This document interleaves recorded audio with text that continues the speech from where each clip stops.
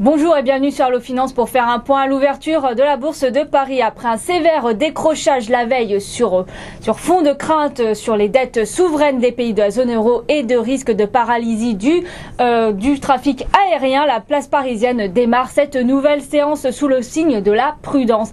Et pour cause, après les dettes grecques et italiennes, c'est au tour des finances publiques belges d'être dans le viseur d'S&P. Comme une agence de notation en cache une autre, Moody's pourrait déclasser des banques britanniques en raison des inquiétudes concernant le retrait du soutien du gouvernement au secteur des services financiers. Dans ce contexte assez particulier, le CAC 40 ouvre sur un léger gain de 0,2% à 3913 points, impulsé par la clôture tokyoïte. Du côté de l'actualité macroéconomique, le programme du jour a démarré à 8 heures avec une nouvelle estimation du PIB allemand du premier trimestre qui est ressortie conforme à la lecture précédente et aux attentes donc de 1,5%. En France, on a pris connaissance de l'indice à 8h45 de l'indice de confiance des affaires qui a reculé de 109 pour passer de 109 à 108 entre avril et mai selon les derniers chiffres de l'INSEE.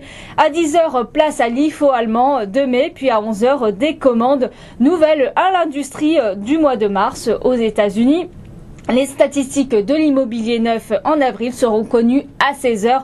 En même temps que l'indice de la Fed de Richmond. Du côté des sociétés, Pernod Ricard bondit de 2,06% à 68,69 € après que JP Morgan eut relevé de neutre à surpondérer sa recommandation sur le titre. Arkema flambe de 3,40% à 74,22 €. HSBC passe de sous-performance à surperformance sur le chimiste. Big Ben Interactive a déposé un projet de rachat sur Model Labs et a annoncé lundi l'autorité des marchés financiers. Big Ben s'adjuge 1,67% à 9 €.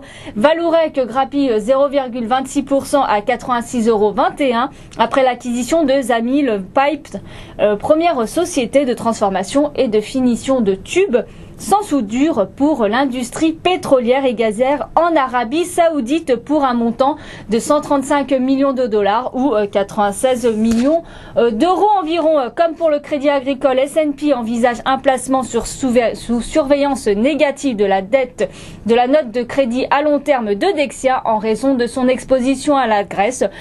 Le titre de la banque franco-belge perd 0,70% à 2,41 €.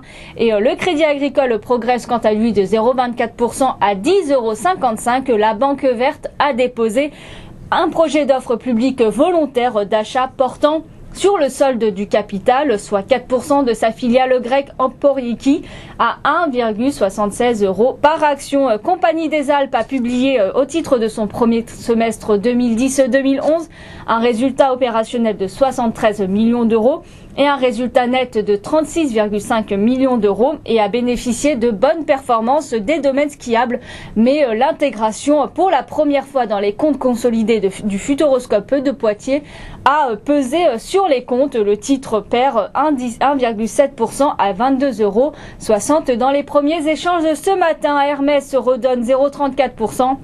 À 175,35 €. Une audience en référé se tient ce mardi à la demande de l'Association des défenses des actionnaires minoritaires qui a assigné le groupe de luxe et ses membres. L'association proteste contre la création par les actionnaires familiaux d'Hermès d'une holding non cotée afin de contrer LVMH qui détient 20% du capital du cellier de luxe. Areva a annoncé le rachat de 30% du capital de sa filiale brésilienne Areva Coblitz qu'il ne détenait pas encore. Du côté sur le marché d'échange, l'euro reprend 0,23% face à la devise de l'oncle Sam à 1,4070 $ après être passé en dessous des 1,40 la veille pendant quelques heures. Du côté des commodities, le baril de pétrole progresse de plus de 1% ce matin. Le WTI gagne 1,01% à 98,70 $ et le Brent est en hausse de 1,12% à 111,38 $. Le métal jaune profite toujours de ce contexte d'incertitude et gagne 0,36% et se négocie à 1517 $ l'once. Voilà ce que vous pouvez dire à l'ouverture. Merci et à très bientôt sur Allo Finance.